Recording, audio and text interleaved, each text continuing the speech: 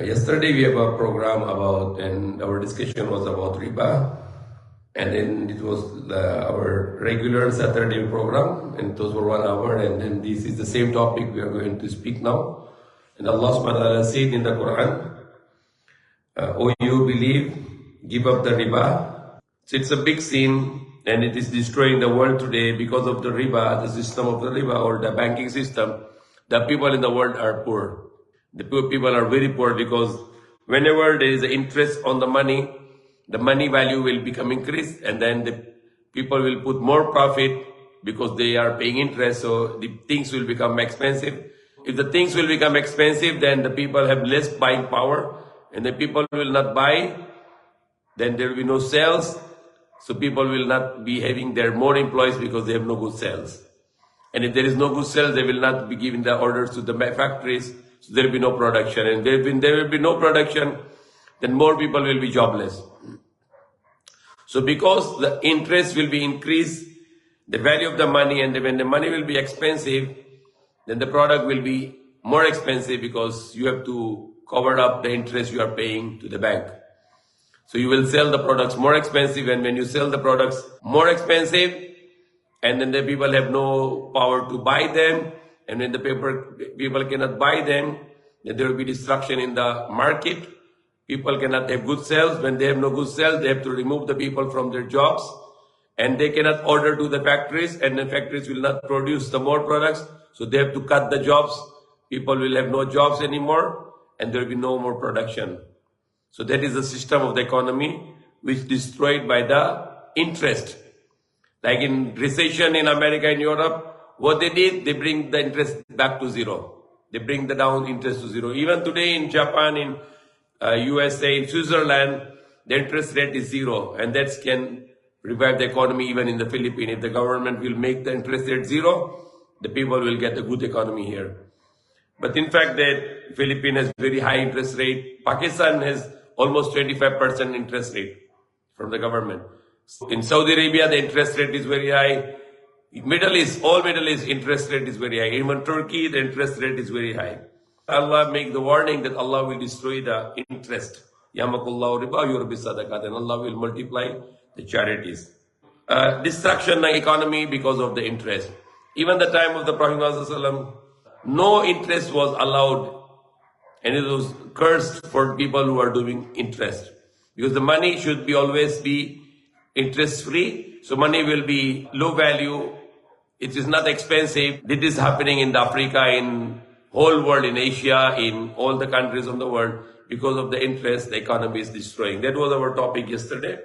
The next verse was about Allah subhanahu wa ta'ala. He also said that you have your right to take back your original capital.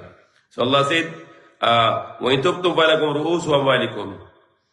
But if you make us to repent to Allah, you may have your principal amount, nor you cannot do injustice. Nobody can injust to you also. And if someone in hardship, then delay the payment. Give them time to pay. Don't force them. You give them time. Allah is saying, order of Allah, give them the time, easy to pay. When you give away for charity, okay, no need to pay back to me, I give away for your charity. Then Allah said, it is better. It is the best. In kuntum ta'lamun, if you only know that how Allah will give you a reward for if you forgive and you not get back your credit. Okay, you have a hardship, okay, don't pay me back anymore. Then Allah will give you the great reward for this. وَاتَّقُوا يَوْمَ تُرْجَعُونَ فِيهِ إِلَى اللَّهِ ثُمَّ تُوَفَّى كُلُّ نَفْسٍ مَا كَسَبَتْ وَهُمْ لَا يُظْلَمُونَ. And fear a day when you will be returned to Allah, to your Lord. Then every soul will be compensated for what it earned, and they will not be treated unjustly. So that is a different topic in this verse, 281. The next verse for tomorrow, 282, that is the biggest verse in the Quran. It's very big. It's almost one page if you open the Surah Baqarah, verse number 282. It is the biggest verse in the Quran. And that's talking about the credit. If you loan, you must write it down, you must put witness, and you must return it. So it is how important the loan, the debt that you must pay. If you die without paying your debt, then you cannot go to paradise. So that is a very important, that you must pay everything obligation upon you, you must pay everything, because it is the paying back. Allah ordered here that you should write it down and you should have a witness, so you'll not forget it. Two witness for that, and then write down. You katib will write down your loan, you borrow, you give somebody, but without interest. So that is ayah for tomorrow. There is two ayah for the same topic, for 282 and 283, which is related to the credit. When you pay, when you give loan, you write it down for the deal of credit, the deed of loan, but without interest. And then the 283 is related to that if you are traveling, and example, and also it's mentioned here of your loan, you mortgage something.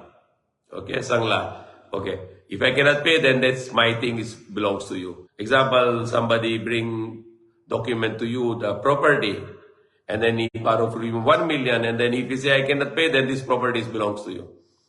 Okay, that's pwede. But either you buy it, okay, you can cancel the deed of mortgage, and you ask, okay, how much you want to sell because you cannot pay me. Then you can just buy the property to cover up your loan.